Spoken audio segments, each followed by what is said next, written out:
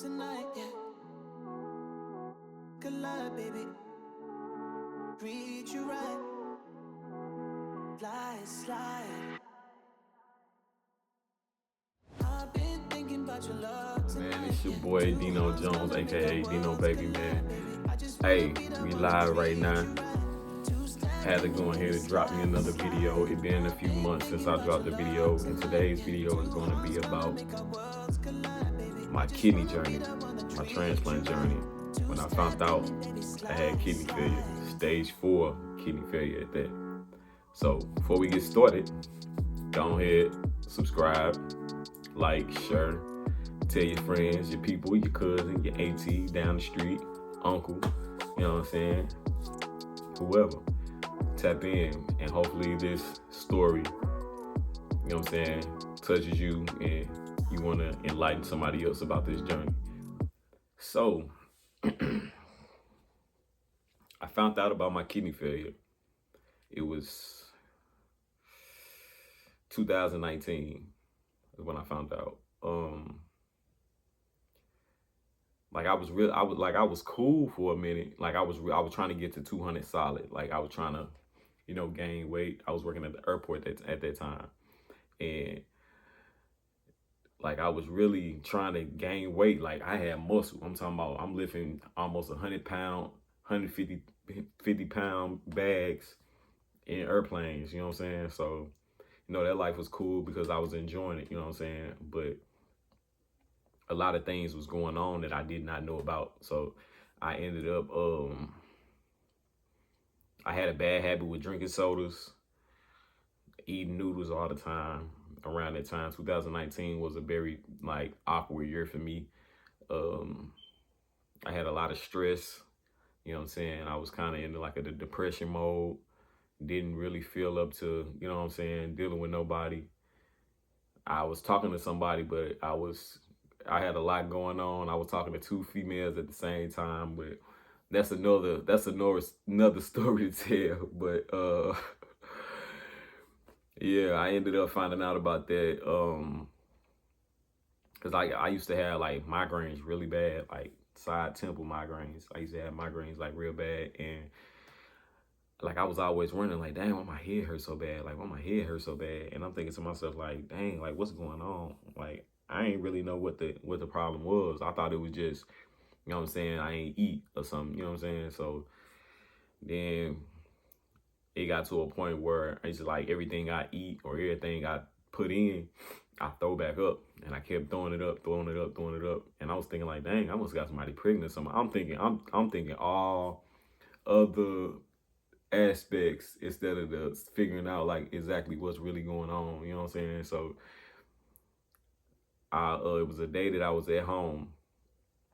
I was at my parents' crib, and my mom gave me an ibuprofen to see if the headache could go away. Man, whole time I threw that up, throwing up yellow film out my mouth and everything. Body was just wearing tear. I ain't really know what was going on. You know what I'm saying? So my dad, my pops ended up telling me, hey, you need to go to the hospital because there's something going on, something wrong. And I'm like, all right, cool. Mind you, I get to the hospital, I barely can walk. I can't even lift my body up. I couldn't really stand on my feet for too long, you know what I'm saying? Because, you know what I'm saying, I'm hunched over, I'm talking slurred like an old person. I'm thinking to myself, yo, what's going on? I ain't never went through nothing like this. So I'm thinking to myself, dang, what's going on? So the nurse signed me in.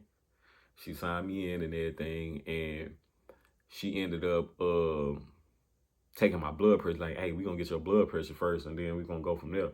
And I'm like, all right, cool. I gave all my information and everything. She gave my blood pressure over 200. I'm talking over 200. And the lady looking at me how are you in here? How did you walk in here? This the level of your blood pressure right now is literally stroke level. And I'm I don't know. It's just I'm used to I'm fighting through shit all the time. So it's all that fighting and trying to get past it and trying to, you know what I'm saying, move past certain things. And I was just pushing it. That's all it was. And so I got to a point where I was in the hospital, and the little chick that I was talking to at the time, mind you, I'm talking to two different females at the same time. The chick that I was talking to was the chick that was filling out my paperwork. Um, she was making sure that, you know, she came up to the hospital. She was there when they diagnosed me and everything like that. But the other female I had going on, it was a situation going on with that. I don't really like putting her business out there like that because she don't really like me talking about her. So long story short, with that situation, like, she was pregnant while I was sick in the hospital. Whole time it was a little mishap, and some things had occurred. You know what I'm saying? And you know what I'm saying? And that is what it is, and I'm gonna leave it at that. But what else happened? I ended up no, okay. So mind you, I had my phone. So the last message I seen was, I think my mama texted me, or I think the other girl that I ended up talking to texted me, and I ain't had my phone since I've been in the hospital. I was in the hospital for like almost a week, 2 weeks. So man, I'm trying to remember. So what else? Okay, so then they ran tests. They ran some tests. Boom, they come back and was like, hey, you have stage 4 kidney failure, or chronic kidney failure. And I'm thinking like, what? I'm thinking to myself like, nah, ain't no way. Like I don't believe that. Like I don't believe that at all. You know what I'm saying? And in my mind, I'm hurt. I'm really hurt. I'm really like, man, I ain't even trying to be emotional about this right now. But I was hurt behind it. I ain't gonna lie, I was hurt. Cause the way that I felt about that situation, it was like, dang, I'm always the athlete. I'm always the one that's getting up and playing sports and playing anything and athletic and have the most energy, and the person that actually make it my business to, you know what I'm saying, exercise and move around and making sure my body stay toned. But in my mind, I'm thinking that the whole time I wasn't taking care of my body, because I'm eating stuff that I shouldn't have been eating, drinking on stuff that I shouldn't have been drinking, messing with two different females at the same time that wasn't healthy. You know what I'm saying? And looking back on that situation, it was a lot. And I'm glad I kind of went through that situation so I know what not to do again. But I'm gonna continue the story. It was once they told me what I had, the stage 4 chronic kidney failure, I broke down and started crying. The girl I was with was crying. Um, and like everything was like a breakdown, and I'm like, man, I'm throwing my head back like, no, this can't be happening to me. Like I'm hurt. My whole head space was just thrown off. So I'm thinking like, all right, like I don't know how this happened. Whoop, all that. So weeks go by, they end up setting me up to get dialysis and everything. So I started receiving dialysis November 7th of 2019. And I was going from 5 p.m. to 9 p.m. So mind you, 5 to 9 p.m., I'm the last person coming up out of there. I'm the last person that's coming up out of there. And y'all gotta excuse me because my nose is just allergy. These allergies is kind of wear and turn right now. Yeah, I end up having dialysis from 5 p.m. to 9 p.m. like Monday, Wednesday, Fridays. I do that. Like I only missed one day of my treatments, and that was because of a funeral. You know what I'm saying? Um, like so, I was on dialysis for like 4 years and 7 months. Mind you, the first 2 years I caught COVID. At the same time, I had chronic kidney failure, stage 4. So that whole time, I'm sitting here thinking to myself, like, bro, I'm sick. I'm talking about joints hurt, hands, body, feet. Everything was on me hurting. So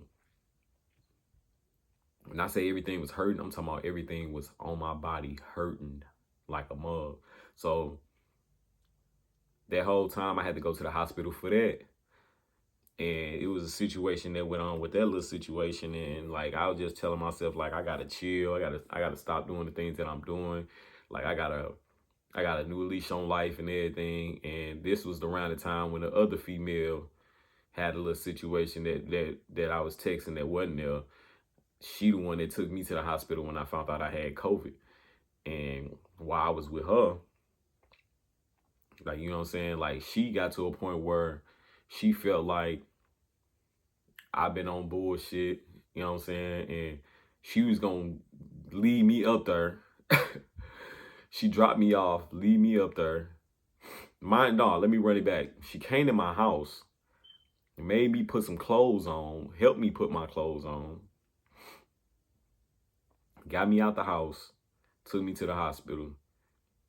She was there, but then she wanted to leave and did not want nothing else to do with me. It was a situation that went on. I'm not gonna speak on. And she really didn't want that type of energy around her. So she was like, man, I'm just gonna leave you up here. Like, you be having me messed up, this, that, and third. You know what I'm saying? So it get to a point where now she had, like she said, God spoke to her and was like, nah, he needs you right now. You know what I'm saying? So don't do him like that. He needs you right now. So she told me that she turned around, came back to the hospital, and stayed up there with me. Like, I'm gonna let y'all know, this person, every time I done got into a situation that I had to go to the hospital for, she was there. You know what I'm saying? And I appreciate that person. But going back into the story, it was me having dialysis Monday, Wednesday, and Fridays. I don't get out until 9 o'clock. So I used to go rock with my partner, my childhood partner, and we'll go out. There was a time where we went out and I was out all night. I'm talking about, if y'all from St. Louis, y'all know the Oz. Ain't got no windows. It's like a casino, no windows. I'm in there, pulled the hall all night from 9 p.m. to 6 o'clock in the morning. I did that twice. I never did it again after that. But I kicked it with my partners, you know what I'm saying? And everything was cool. Like, it wasn't no big deal, you know what I'm saying? He looked out for me, you know what I'm saying? Made sure I was cool, made sure I was straight and everything like that. Shout out to my boy Ron Squeak for looking out for me when he did that. Yes, sir. So I've been having dialysis for 4 years and 7 months. So this right here on my arm is where I was getting my treatments done at. You know what I'm saying? So 4 years and 7 months worth of dialysis right here.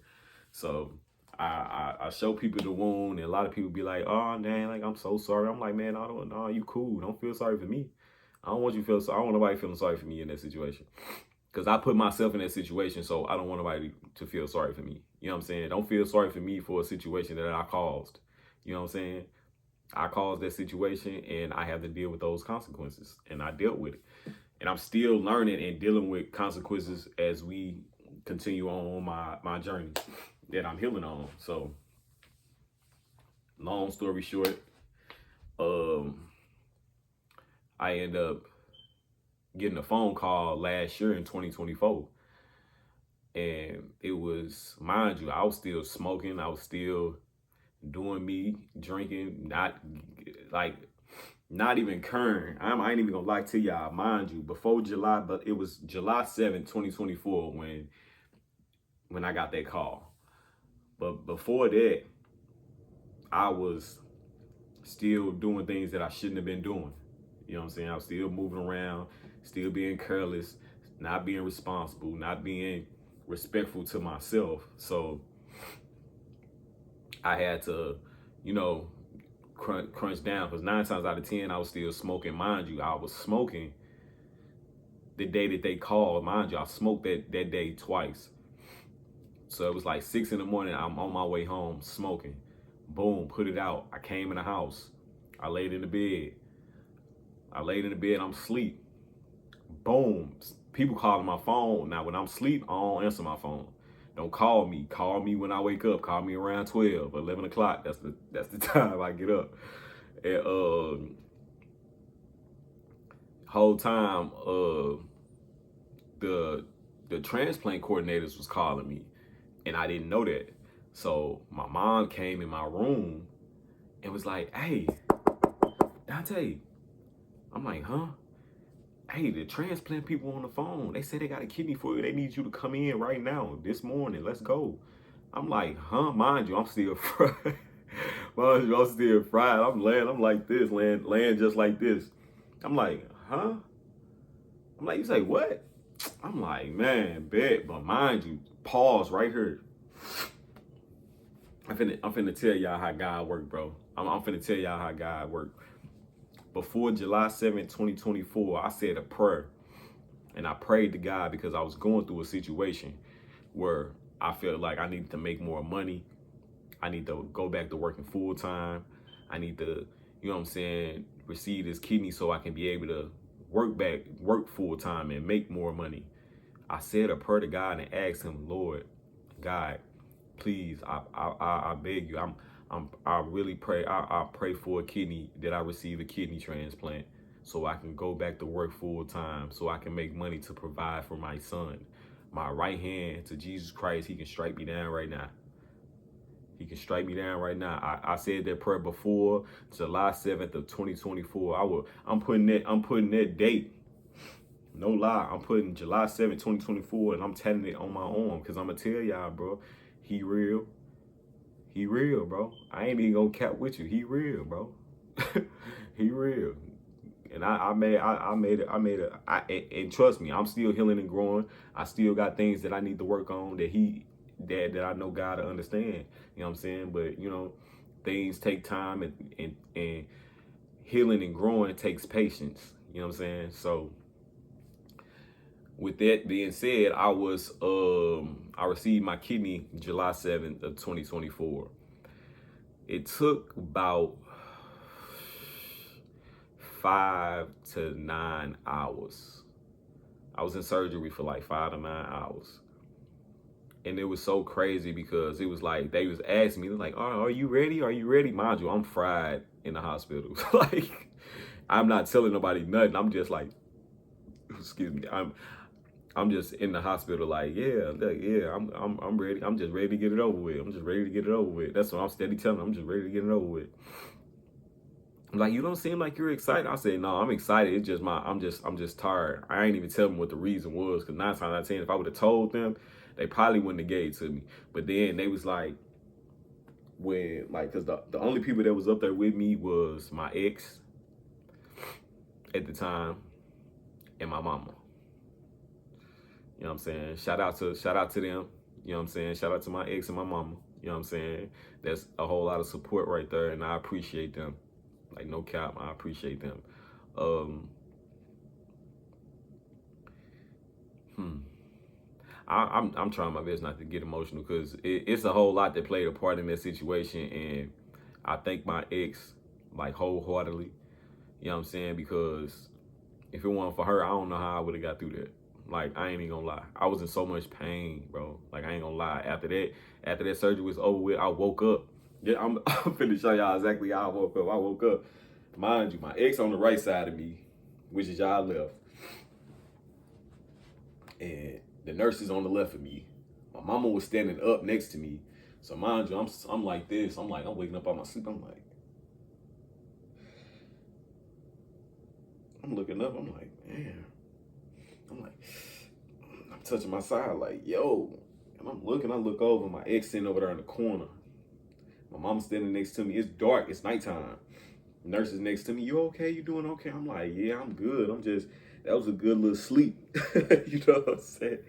I'm sitting here telling myself, that's a good little sleep. So I appreciate them, you know what I'm saying? And I was in the hospital for a minute at the time, you know what I'm saying? My ex had her things going on, her situation going on, and I had to respect that. But she conveyed to me that she was gonna be back and she gonna stay the night up here with me one day. And I'm like, cool, I really appreciate that. You know what I'm saying? So she ended up doing that, you know what I'm saying? And she took care of me, bro. Like, I ain't even gonna lie to y'all. She took care of me. Like, no cap. I'm talking about to the point where I ain't took a shower since I got to the hospital. She made sure I got up, washed me up. I made sure I brushed my teeth. Made sure she washed me up with the castor oil and oiled my body up. Made sure I put socks on and my gown back on and everything of that nature. You know what I'm saying? And it was just so crazy because like I started like emotionally having like feelings for her. You know what I'm saying? So then, it was a time where I was in there and I had to relearn how to walk. Mind you, I wasn't walking because I was in too much pain in my side. You know what I'm saying? So that's what was kind of hitting me. So she was still in the room. Mind you, she stayed the night. She was still in the room. Um, we ended up having fun that night. I ain't gonna lie. She ended up having to go downstairs and she had to, smoke and everything, do her little thing. Mind you, I'm in a wheelchair. She pushed me in a wheelchair all the time. I'm sitting there trying to make sure the door don't close or lock on her while I'm in a wheelchair just waiting by the elevator. I'm sitting here looking around trying to make sure she cool. Like we be having a good time though. I got another story to tell, and I ain't gonna tell that story right now, but we got moments, dog. We got some moments, we got some memories to a point where a lot of things have happened, but you know what I'm saying, everything happened for a reason. You know what I'm saying? But yeah, I had to relearn how to walk. I walked around the whole little block of the hospital, of the floor I was on. And she was telling me like, hey, I'm finna get ready to go. And I was like, the nurse asked me, she was like, oh, is that your girlfriend? I was like, something like that. That's my ex though. And she was like, oh, okay. That's good. That's good that you got somebody up here. And I'm like, yeah, I appreciate that. And when my ex ended up walking towards me as I'm walking with the nurse, and she ended up saying like, all right, I'm finna get ready to go. I'll talk to you later. I'll see you later. She was like, okay, I love you. And I paused for like 10 seconds and I had to realize what she said. I'm like, damn, I love you too. Type shit. Like, for real. Like, I wasn't expecting her to say that. You know what I'm saying? She was on her own type of time. She had her own things going on. You know what I'm saying? I was respecting it and I understood it. But it kind of made me feel like, hey, I appreciate her. Like, no cap. I done went through a lot, but I appreciate her. Then after the little walk, you know what I'm saying? Mind you, I'm gonna tell y'all, I had a tube up my, you know what I'm saying? The one that winked, you know what I'm saying? So that's the worst feeling I ever had in my life. I had to go through that twice after my surgery. And that was like the hardest thing to really deal with, for real. I think that was really like the most painful thing I had to deal with. Everything else was cool. After that, I had to keep coming back up there and making sure that my urine flow was back to normal and everything like that, and making sure that I have my medicines that I need to take for the anti-rejections and everything like that. And I'm gonna tell y'all, man, I was down for 3 months. July, August, September, October. So really 4 months if you really count it. Because July 7th was like the beginning of July. So I was down for like 4.5 months. Went back to work October 8th. Been back to work, moving like nothing has ever happened. Like I never had surgery. Like I never had to go through things. I never had, like, man, I'm just blessed, man. I ain't even gonna lie to y'all. I'm blessed, man. Dead ass, I'm blessed. Because it could have been worse. I wasn't supposed to receive that kidney, man. Like, I received a kidney at a time where I wasn't deserving to have a kidney transplant. You know what I'm saying? I wasn't even supposed to get it, but I prayed for it. And God made a way for me to have it. You know what I'm saying? So I thank God.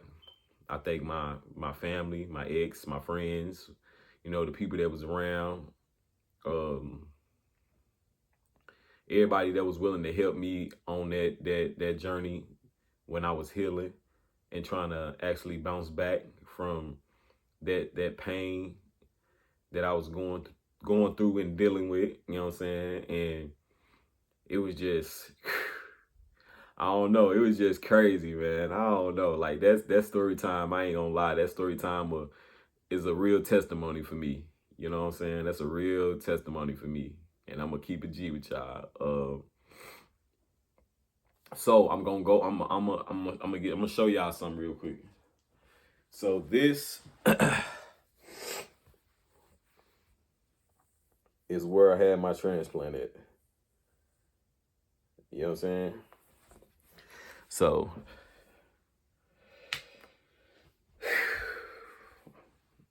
thank God, man. I ain't gonna lie to y'all.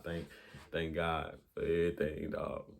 For real, for real. Thank God for everything. Cause if it wasn't for them and one for my son checking on me and asking me, am I okay? My family asked me, am I good? Do I need anything? You know what I'm saying? And everybody that was basically in my corner that looked out for me. I'm really one of those chosen ones, man. And I thank God for that. You know what I'm saying? He always there. He always listening to my prayers and things of that nature. So, with that being said, that concludes my story time, man. I had to let y'all know, ladies and gentlemen, about my kidney journey, man. That was my kidney journey, man. 4 years, 7 months of kidney failure. And the date of July 7th, 2024 is when I received my transplant. And currently today, February 1st, I'm a recovering kidney recipient. You know, I'm a healed kidney recipient. You know, kidney awareness, man. Show this to everybody that feel like they can't make it or they can't do anything without their kidney. Like, trust me, I was in y'all shoes, man. I've been through it too. You know what I'm saying? You just have to stay down. God will sit you down. If you don't sit down, trust me, God gonna sit you down. No cap. God is definitely gonna sit you down. So with that being said, man, make sure y'all subscribe to my YouTube channel, man. I'm at 36 subscribers. I'm trying to top 50. Go ahead and like, share, comment. You know what I'm saying? If not, it is what it is. It ain't none of my business. But y'all enjoy the rest of y'all day, night. And this concludes it. It's DeNo Jonez, DeNo Baby. Yes, sir. Tonight, yeah. Good luck, baby. Treat you right. Slide, slide.